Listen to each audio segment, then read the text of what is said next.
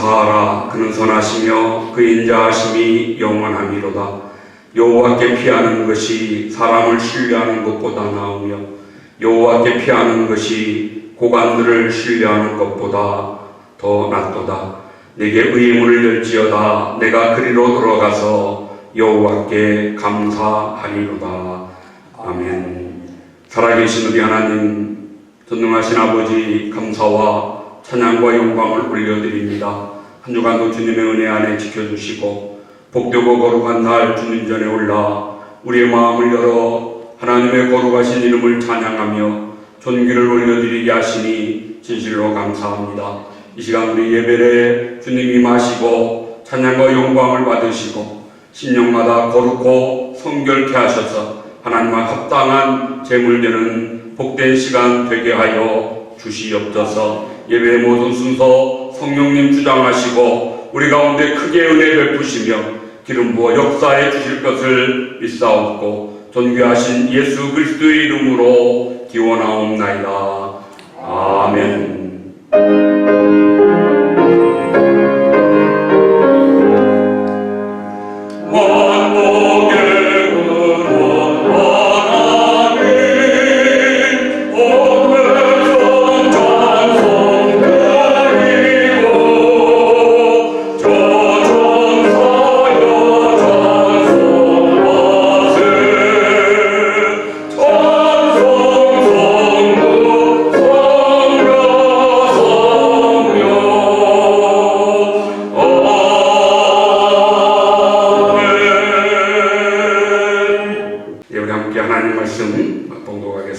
히브리서 4장 12절로 13절 말씀 보도록 하겠습니다.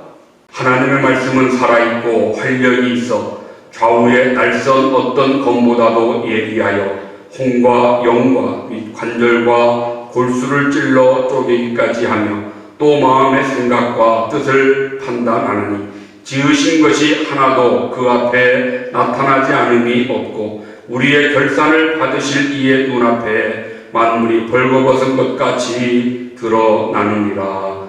아멘. 이와 함께 나눌 말씀의 제목은 말씀은 오늘도 살아있다. 오늘도 살아있는 하나님의 말씀이라는 제목으로 함께 은혜를 나누고자 생각합니다. 이제 지난주부터는 성경, 말씀에 대해서 우리가 함께 나누기 시작했습니다. 성경, 말씀이 무엇입니까? 성경, 말씀은 예수 그리스도입니다. 너희가 성경에서 영생을 얻는 줄 알고 상고하거니와 이 말씀은, 이 성경은 곧 내게 대하여 증거하는 것이라. 요한복음 5장 39절에 예수님이 친히 우리에게 직접 말씀하셨습니다. 이 성경은 곧 내게 대하여, 나에 관하여, 나 예수 그리스도를, 나 메시아를 드러내는 말씀이라고 우리에게 가르쳐 주셨습니다. 우리가 어떻게 구원을 받습니까? 예수 그리스도를 통해서 구원을 받습니다.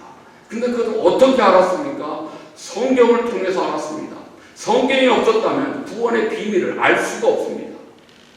하나님은 우리에게 정말 우리를 사랑하셔서 이 귀한 성경을 선물로 주셨음에 성경을 통해서 우리가 예수 그리스도를 알고 믿음의 비밀을 알아서 구원의 지혜를 얻게 된 것입니다.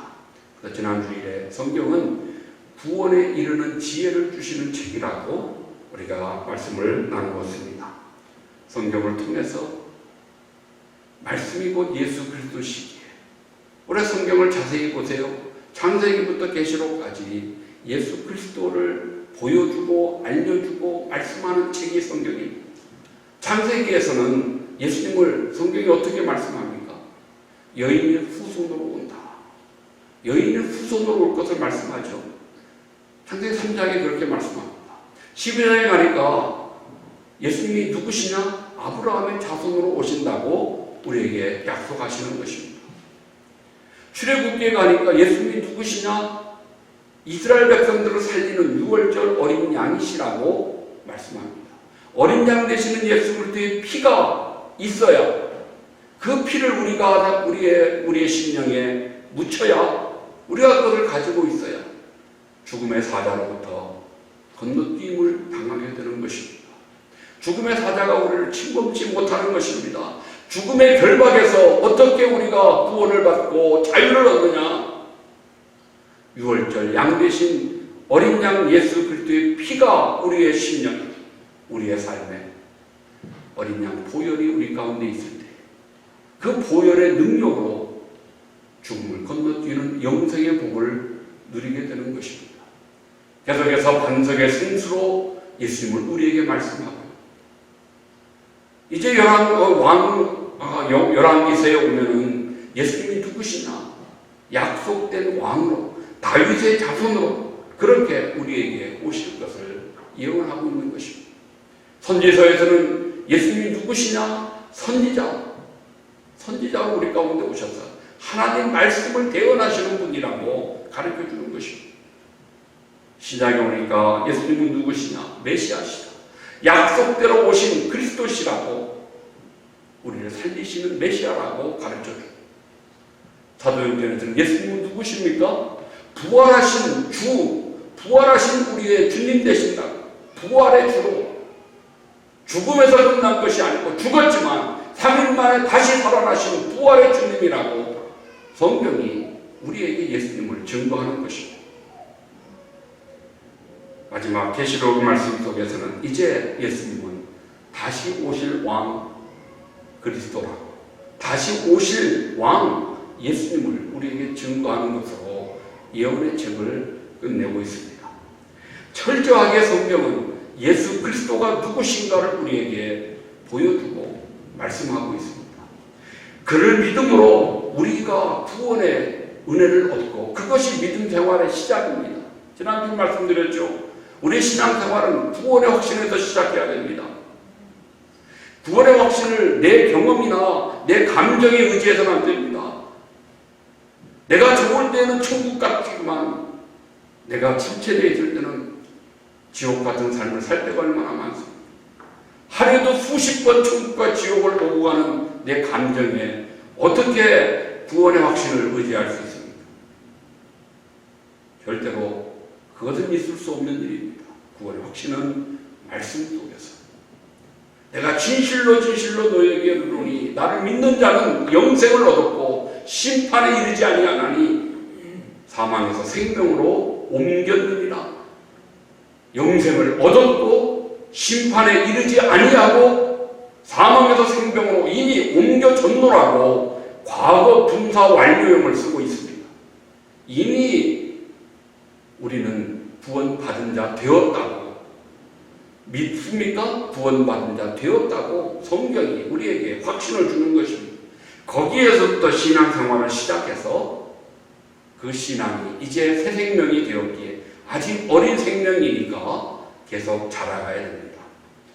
이제 우리가 오늘 말씀을 드리고자 하는데요. 성경이 무엇인가? 성경의 가치가 어디에 있는가를 같이 생각해 볼 때 오늘 세 가지 주제로 말씀을 드리겠습니다. 첫 번째로 성경은 영혼의 양식입니다. 영혼의 양식이다. 구원받은 자가 새 생명을 가졌기에 생명은 자라가야 되는데 자라기 위해서는 필요한 것이 양분입니다. 양식입니다. 그 다음에 이런 풀도 자라기 위해서는 물이 햇볕이 쪼여져야 자라죠. 바람이 불어줘야 그것에 힘입어 이런 풀들도 나무도 꽃도 자라지 않습니다. 생명은 자라가는 것입니다.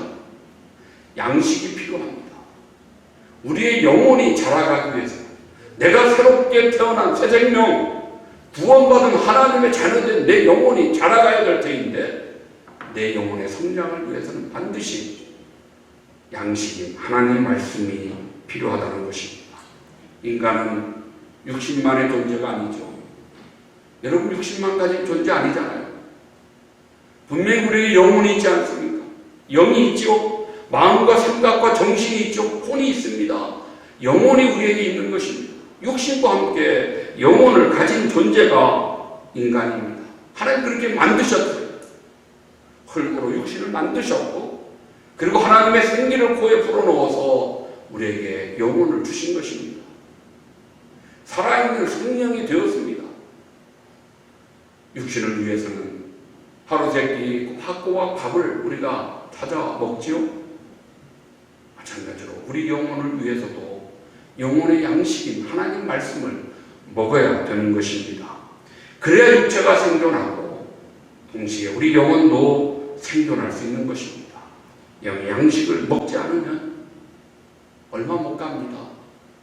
며칠, 글쎄요, 뭐 길으면 한 달, 뭐 40일도 금식하시는 분들이 있으니까 육체도 40일까지는 안 먹고 살 수 있을지 모르지만 영혼도 오래 가지 못해서 결국 허기지고 양분이 부족해서 영양이 결핍돼서 공허하고 살아있는 육신은 가졌을진데 우리의 영이 무기력해지는 그런 삶을 살 수밖에 없는 것입니다.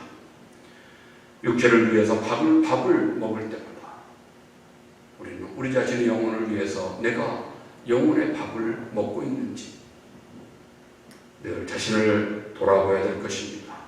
육신을 위해서 밥을 먹을 때 배는 부른데 마음이 공허할 때 있지 않습니까? 배는 부른데 마음이 공허할 때 왜 없습니까? 많이 있죠. 그래서 괜히 친구도 만나보고 뭐 좀 더 여유가 있으면 여행도 다녀보고 뭐 자기 취미 생활도 해보고 뭐 이런저런 거 해보지만 잠깐 그때는 뭐 좀 그런 잊어버리는 것 같지만 지나고 나니 그걸로 채워지지 않는 것입니다. 공허한 우리의 마음이 영혼의 양식이 없어 우리 마음이 배고프고 허기진데 뭐 그런 것들로 어떻게 채워질 수가 있겠습니까? 근본적인 것은 영의 양식인 말씀을 먹어야 영의 양식인 말씀이 섭취되어야 그 공허함에서 영적인 무기력함에서 우리가 벗어날 수 있습니다. 여러분 꼭 한번 해보십시오. 마음이 공허하다고 느껴지는데 그냥 다른 거 하려고 하지 마시고 방문 닫고 책상에 앉아 성경을 열어 1시간만 좀 더 여유 있으면 1시간도 2시간 한두 시간만 성경을 그냥 읽어보세요. 그냥 읽어보세요. 읽는 중에 영적인 젖이 우리가 그 젖을 먹어 흡족함을 느끼고 언제 그랬냐는 듯이 마음의 공허함에서 벗어나 참 자유와 즐거움을 우리가 누리게 되는 것입니다. 참 말씀을 통해서 내 마음이 흡족함을 얻습니다.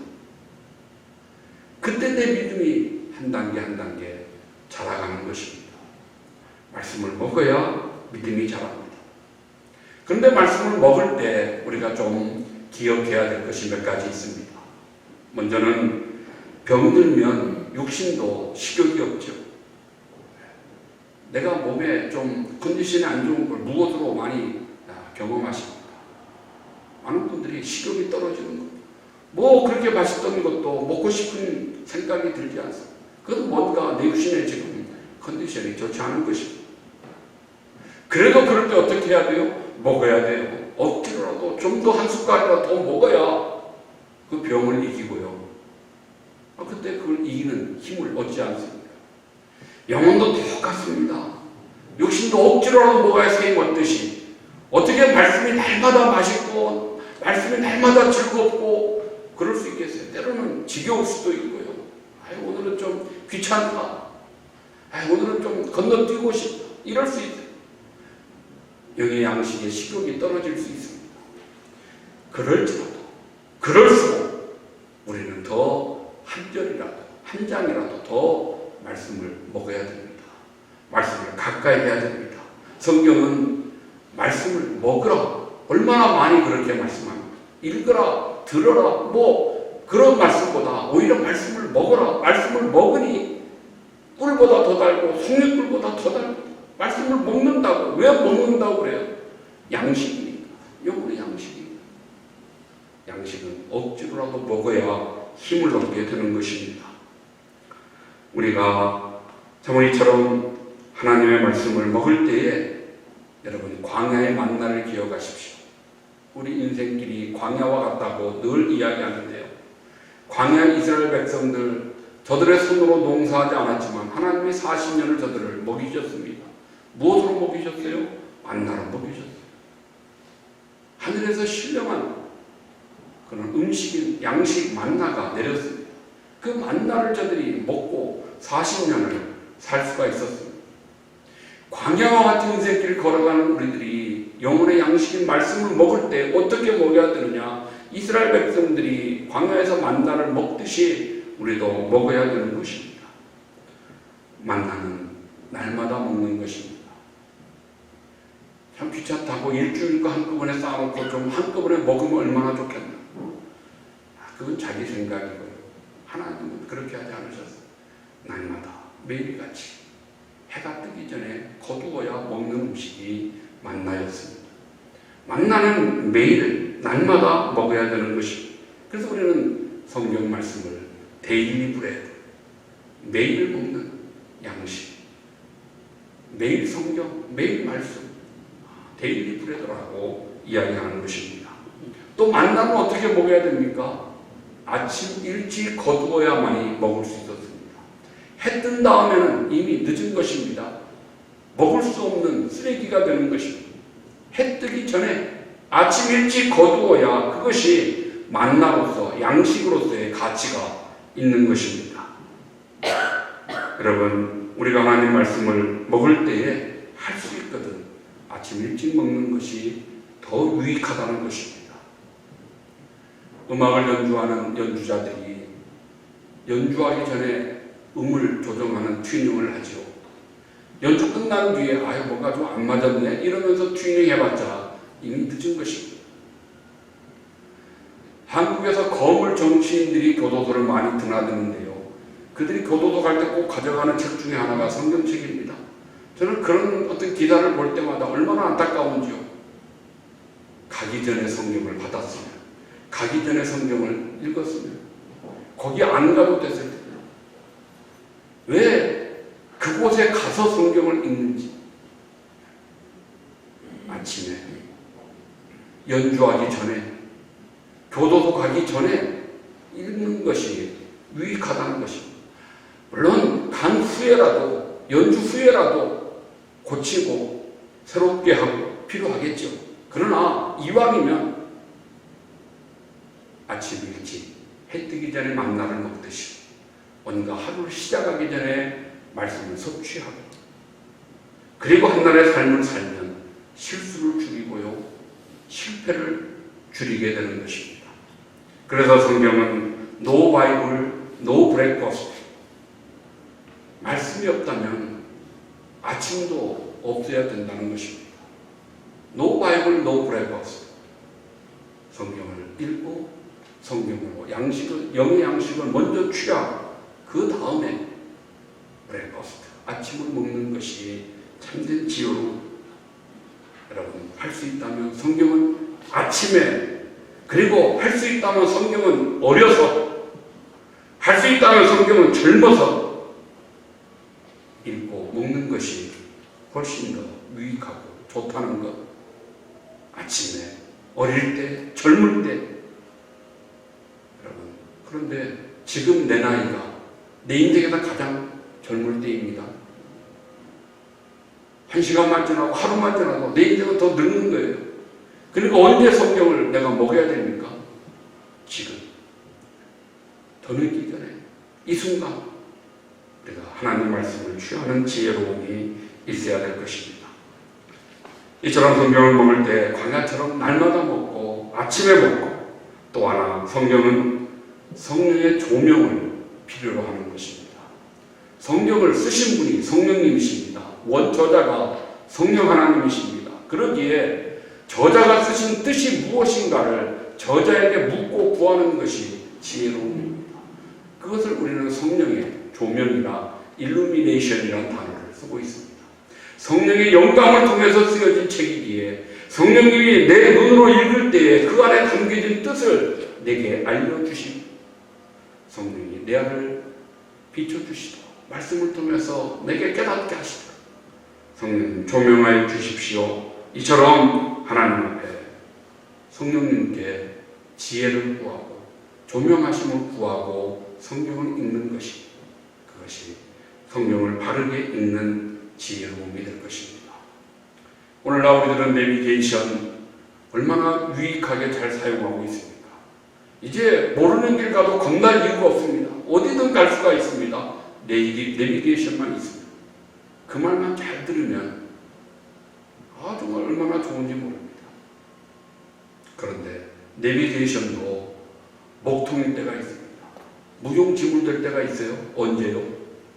지하로 들어가거나 터널 안에 들어가면 아무리 좋은 내비게이션, 화이트지 않은 더 좋은 세상 최고 것을 가지고 있어도 끊어집니다. 먹통되어 버립니다. 왜 그래요? GPS가 끊어졌습니다. 위성과 연결이 안 되면 그 안에 아무리 좋은 지도가 수없이 저장되어 있어도 아무 필요 없는 무용지물이 되어지는 것 우리는 날마다 경험하고 있습니다. 성경이 그와 같습니다. 성령이 참으로 눈을 열어주셔서 말씀을 통해서 성령과 우리가 연결될 때 성령이 정말 글자가 내 눈에 큰 돋보기로 보듯이 큰 글자로 보여지고 읽으면서 아멘.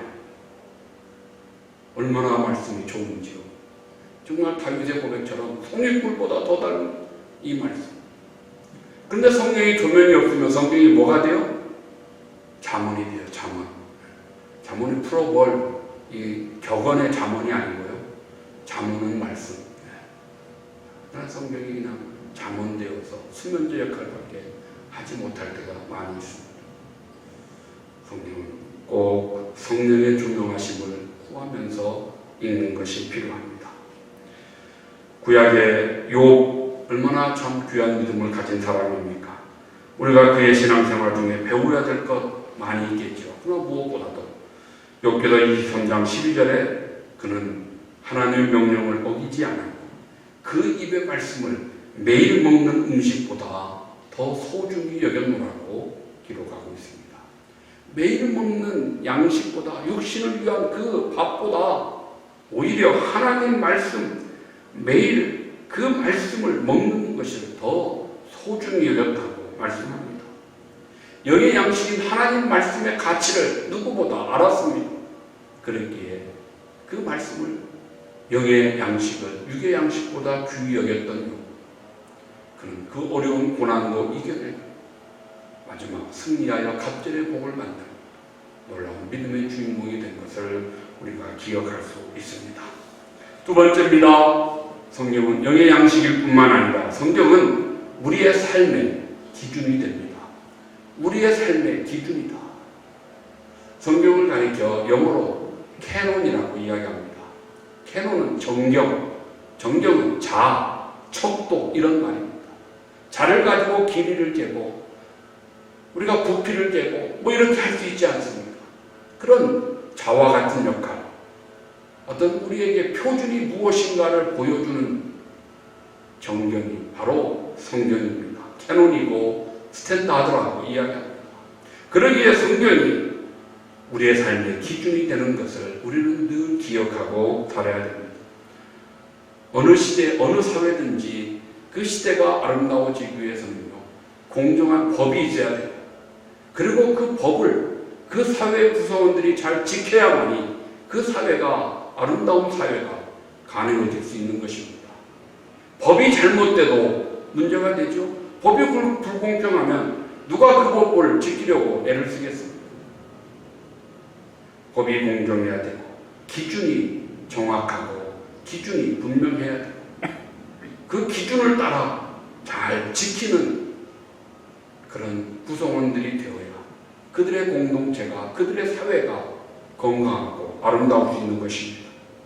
오늘날 우리 사회가 때로 혼란과 어지러움이 많이 있습니다. 갈등과 싸움이 많습니다.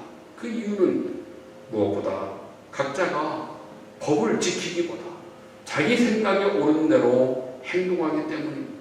내 생각엔 이게 맞다. 그리고 자기 생각을 주장하고 굽히지 않으면 그 공동체는 분열되고 깨어질 수밖에 없게 되는 것입니다. 구약시대에 가장 혼란스러웠던 시대가 사사시대인데 그 사사시대 특징을 성경은 여러 번 반복해서 증거하기를 그때에는 이스라엘의 왕이 없었으므로 자기 소견에 옳은 대로 행하였다. 왕이 없어서 왕의 말은 법이었고 왕의 말이 기준인데 왕이 없었으니까 기준이 없었기 때문에 각자 자기 소견에 옳은 대로 행하였더니 결과적으로 구약의 가장 어지럽고 혼란스러운 시대가 될 수밖에 없었던 것입니다.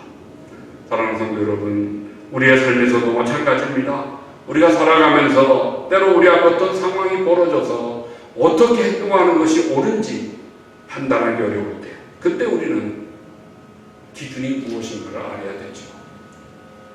우리의 삶에 매주 올려주신 하나님 말씀을 열고 하나님 말씀에서 가르치는 그 가르침을 받아야 되는 것입니다.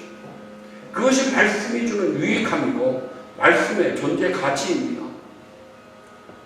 지난 주일에 우리가 읽었던 디모데후서 3장 15절 16절 말씀, 모든 성경은 하나님의 감동으로 된 것으로 교훈과 책망과 바르게 함과 의로 교육하기에 유익하다고 말씀했습니다. 성경이 네 가지를 우리에게 가르쳐줍니다. 먼저는 교훈을 받는다는 것입니다. 성경을 통해서 우리가 진리의 교훈을 받습니다. 세상에서 정말 그 변하지 않는 참된 진리는 오직 성경밖에 없습니다. 인간의 지식은요, 아무리 뛰어난 지식이라 할지라도 시대가 지나면 바뀌어집니다. 새로운 정부가 생기고 새로운 어떤 지식들이 더해지고, 그래서 세상 지식은 상대적으로 변합니다. 여러분, 1 더하기 1을 우리는 2라고 자신있게 말하죠. 그건 산수에서, 수학에서나 가능한 일.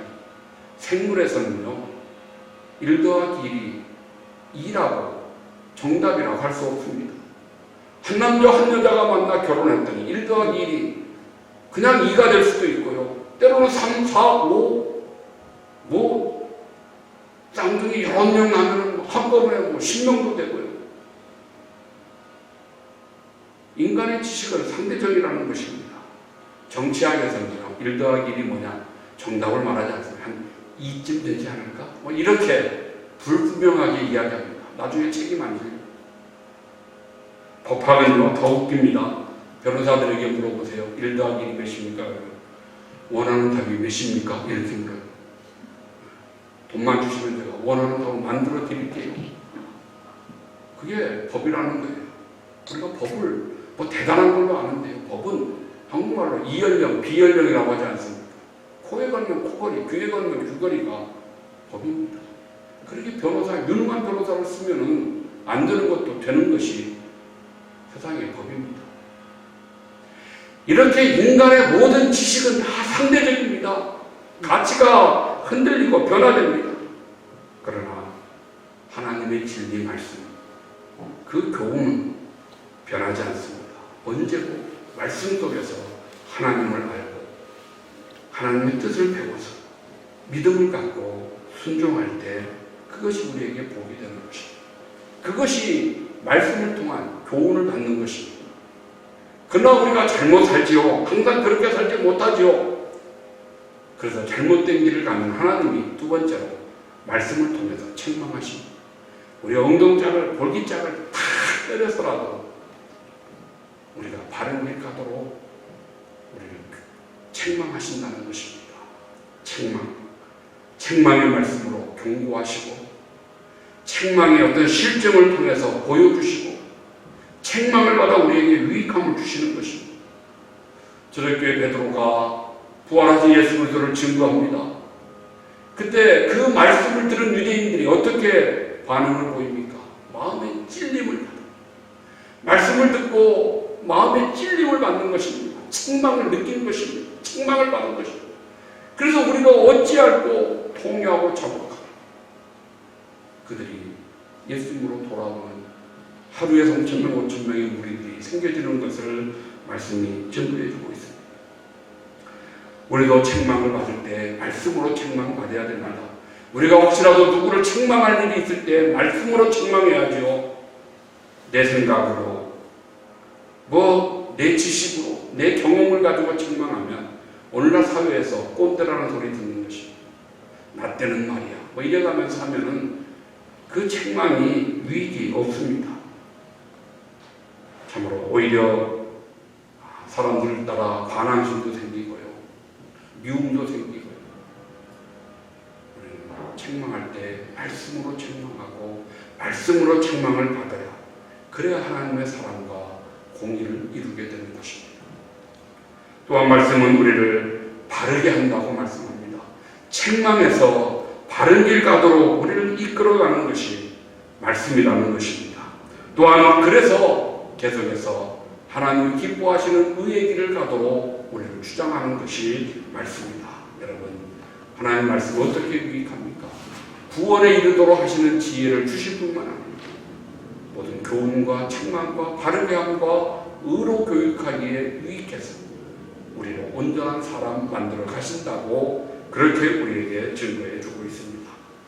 참으로 그러기에 우리는 어떻게 하든지 말씀을 통해서 우리가 말씀의 기준에서 벗어나지 아니하도록 말씀을 정경 삼아 내 삶의 기준 삼아 그렇게 말씀의 지시대로 따라가는 우리가 되어야 합니다.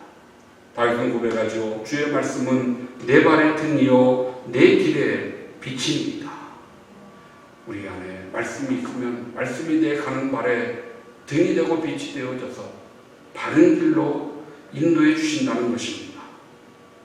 삶에 어려움이 있을 때 어떻게 해야 될지 알지 못할 때 그때는 조용히 성경을 열고 읽어나가면 어떤 말씀에서라도 하나님 우리 마음을 감동하셔서 성령으로 조명하셔서 내 가는 길을 밝혀주시고 내 가는 길의 빛으로 인도해 주시고 그런 놀라운 역사를 허락해 주실 것을 믿습니다.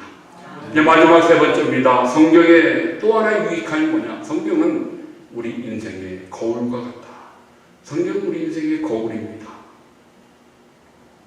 거울은 참 자신을 비춰서 뭐 좋은지 안 좋은지, 어디에 허물이 묻었는지 안 묻었는지, 우리가 늘 거울을 가까이 해야 자신을 좀 더 깨끗하고 자신을 좀 더 바르고 아름답게 만들 수 있지 않겠습니까? 하루 종일 살면서 거울 한번 보지 않고 산다면 안 봐도 그 사람의 모습이 엉망진창이 되어 있을 것입니다. 우리가 거울을 통해서 자신의 육신의 허물을 보듯이 우리 영의, 우리의 인격의, 우리의 삶의 어떤 허물은 우리가 말씀을 통해서 보게 되는 것입니다. 말씀에 자기 자신을 비추어서 자신의 부족함도 알고 자신의 부끄러움도 알고 그렇게 자기를 깨달아 가는 것입니다. 그래야 고쳐갈 수 있는 거죠. 어디에 뭔가 검정이 묻은 걸 알아야 그 검정을 지울 수 있죠. 검정이 묻은 걸 알면서도 안 지우면 필요 없겠지만 그래도 자기를 깨끗게 하고 싶은 사람은 검정이 묻은 걸 알면 어떻게 하든지 검정을 지우려고 애쓰지 않겠습니까? 인간의 교만하면 성경을 비판하고 판단합니다. 어찌 인간이 성경을 비판하고 판단할 수 있습니까? 그것처럼 어리석고 그것처럼 교만한 사람이 없는 것입니다. 성경은 우리에게 판단하라고 주신 책이 아니고요. 겸손히 그 가르침을 따르라고, 그 가르침을 따르라고, 그것을 거울 삼아 자신을 비춰보고 형제의 눈에 티를 보기보다 자기 자신의 눈에 들보를 보는 자가 되라고 우리에게 주신 것이 성경입니다. 성경을 우리가 거룩한 책이라 이야기하는데요. 성경이 거룩하다고 그냥 깨끗하게 모시기만 한다면 그 마음은 너무너무 더러워지고 지저분해질 수밖에 없을 것입니다. 성경은 거룩한 책이 틀림없습니다만은 그러나 내 것이 되었을 때는 지저분하게 만들어야 됩니다. 성경은 거룩한 책이지만 지저분하게 읽어야 됩니다. 성경을 읽을 때 손에 펜을 잡고 동그라미도 치고 네모도 치고 세모도 치고 줄도 긋고 거기에 필요한 메모도 해놓고 이렇게 성경을 과감하게 아주 용감하게 성경을 사용해야 됩니다. 어떻게 하든지 좀 더 더러운 책으로 지저분하게 만들어도 떨어지지 않습니다. 낡을지언정 떨어지지 않습니다. 메모해 놓고 그 후에 성경을 열어서 그것을 보면 얼마나 재미있는지 모릅니다. 요즘은 저도 뭐 성경 읽을 때 별로 이렇게 줄치거나 메모하지 않습니다만 신학교 다닐 때나 초창기에는 성경 읽을 때마다 정말 손에 펜을 잡고요. 줄을 치기 시작하고 뭐 기록하고 메모하고 그 한 번, 두 번, 세 번 그렇게 읽으면 그 다음에는 다 줄쳐 있어가지고 또 줄칠 게 없어요. 어떻게 이렇게 다 줄이 쳐지는지 모르겠어요. 메모 있는 걸 한 번씩 읽으면 야, 내가 이제 이런 것을 깨달았네.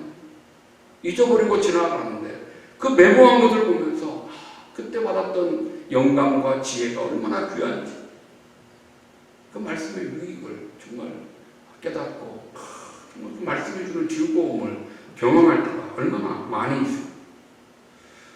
우리가 그런 말을 합니다. 성경이 지저분하면 마음이 깨끗하고 성경이 깨끗하면 마음이 지저분하다. 더티 바이블, 클린 마인드. 클린 바이블, 더티 마인드. 여러분, 성경을 지저분하게 만들어서 할 수 있는 대로 우리 마음이 깨끗해져야, 그래야 그렇게 실천하면 우리의 삶에 놀라운 일이 벌어지는 것입니다. 말씀의 힘을 경험하게 됩니다. 오늘 함께 읽은 히브리서 4장 12절 유명한 말씀입니다. 하나님의 말씀은 살아있고 활력이 있어. 이 활력, 운동력이죠. 에너지입니다. 영어 성경은 에너지예요. 하나님의 말씀은 우리에게 에너지가 양식이 되고 우리의 삶에 그 말씀이 능력이 되는 것입니다. 말씀이 능력이 되어야 그 말씀을 우리가 실천할 때 정말 놀라운 일들이 벌어지는 것입니다. 성경에 하나님 말씀 좌우의 날선 어떤 것보다도 예리하여 혼과 영과 관절과 골수를 찔러 쪼갠다고 성경이 정경이기에 성경을 통해서 우리 자신을 비춰 내가 판단받고 잘못된 것 찔러 쪼개는 말씀을 가지고 내 영을, 내 인격을, 내 삶을 수술해야 되는 것입니다. 그래서 잘라내고 고쳐 만들어야 됩니다. 그래야 아름다운 믿음의 사람이 될 수가 있는 것입니다. 인격이 변화되는 삶의 변화, 그것은 성경을 통해서만 우리가 누릴 수 있습니다. 무디는 성경에 수없이 많은 낙서를 했습니다. 그러나 낙서의 그 내용은 TP입니다. 동그라미 치고 TP, tried and proved. 이 말씀이 그러한가요? 내가 실천해 보았더니 역시나 말씀은 옳다, 프로브 되었다. try and prove, TP를 곳곳에 말씀의 실천의 표현, 기록해둔 것을 보게 됩니다. 그러면서 그는 우리에게 성경은 정보 수집을 위한 책이 아니라 변화를 위한 책이라고 가르쳐 주었습니다. 그렇습니다. 성경은 우리를 변화시키기 위해서 주신 말씀이요 책이지 무슨 정보와 지식을 주기 위해서 우리에게 준 책은 아닙니다. 말씀을 실천해 보십시오. 말씀을 따라해 보십시오. 말씀을 거울 삼아 살아보십시오. 나는 몰라도 주변 사람들이 시간이 지나면 알아봅니다. 가랑 위에 옷 젖는다는 말이 있듯이 말씀을 실천해 말씀대로 살아보려고 노력하는, 나도 모르게 내가 조금씩 거룩한 사람, 하나님의 사람으로 변화되어 가는 것입니다. 세상 사람들이 보기에 좀 더 좋은 사람이 되어지는 것입니다. 베드로는 그것을 신의 성품에 참여한다고 말씀했습니다. 너희 믿음의 덕의 지식을, 지식의 절제를, 절제의 인내를, 인내의 경건을, 경건의 형제 우애를, 형제 우애의 사랑을 공급하라. 이것은 곧 신의 성품에 참여하는 것이다. 그것이 성령의 열매 9가지 아니겠습니까? 어디서 하는지 말씀을 통해서 신의 성품, 하나님의 성품, 하나님의 형상, 예수 그리스도의 모습을 우리가 소유하는 그런 저와 여러분이 되어야 하겠습니다. 말씀의 결론을 드립니다. 주의 법을 사랑하는 자에게는 큰 평안이 있으니 저희에게 장애물이 없으리로다. 시편 119편 165절 말씀인데요. 여러분 할 수 있다면 암송하십시오. 제가 젊은이들 사역할 때요, 군대 가는 형제들에게 꼭 성경, 이 기도원에서 나온 작은 시편과 신약에 있는 성경을 선물로 주었습니다. 그리고 거기다 꼭 기록을 남기기를, 이 말씀을 기록해서 주었습니다. 주의 법을 사랑하는 자에게는 큰 평안이 있으니 저희에게는 장애물이 없으리로다. 여러분, 우리 앞에 막아서는 바리케이드가 없이 정말 시원하게 뚫린 하이웨이를 달리면 얼마나 기분이 좋습니까? 그 비결은, 우리 인생의 그런 비결은 주의 법을 사랑할 때, 하나님 말씀을 사랑할 때 놀라운 큰 평안이 있고 장애물이 치워지는 역사, 정말 축복의 하이웨이를 달리게 되는 것입니다. 축복의 하이웨이를 다 같이 달려가는 그런 저와 여러분 우리 모두 되기를 소원하면서, 성경을 덮어놓으면 무생물이지만 성경을 열면 그때부터는 살아있는 하나님의 말씀이 됩니다. 활력 있는, 에너지에 능력 있는, 운동력 있는 말씀이 되어지는 것입니다. 그 말씀에 찌름을 받고 그 말씀은 내가 쪼개지면서 날마다 변화되어 신의 성품을 가진 하나님 형상의 백성들이 다 되어가는 우리 모두 되시기를 우리 주님의 이름으로 축복합니다. 아멘. 하나님 아버지 감사합니다. 부족한 종이 불러 증거했지만 전해지는 말씀 살아계신 아버지의 말씀을 믿사오며 마음으로 아멘으로 받게 하시고 우리가 말씀대로 순종하고 실천하여 날마다 말씀을 열게 하시고 말씀 속에서 성령의 조명을 받아 우리의 귀한 영혼의 양식으로 믿음이 성장케 하시고 그 말씀을 통하여 큰 평안을 누리며 하나님 열어주시는 축복의 하이웨이를 달려가는 우리들의 인생 되도록 인도하여 주시옵소서. 도우심을 믿사옵고 예수님의 이름으로 기도하옵나이다. 아멘. 함께 일어나셔서 다시 한번 오소서 진리의 성령님 찬양하겠습니다.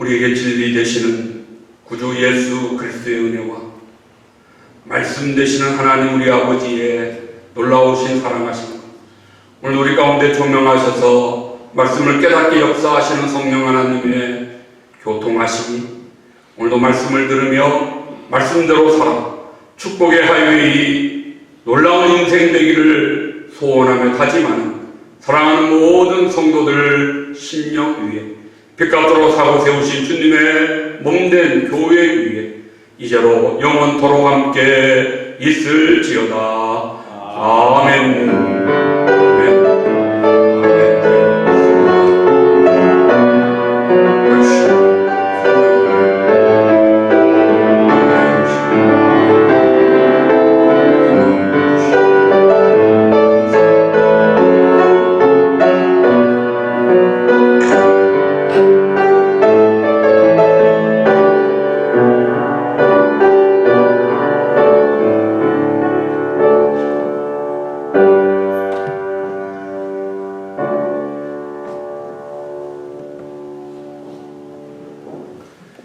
할렐루야. 네, 감사합니다. 예배를 마쳤습니다.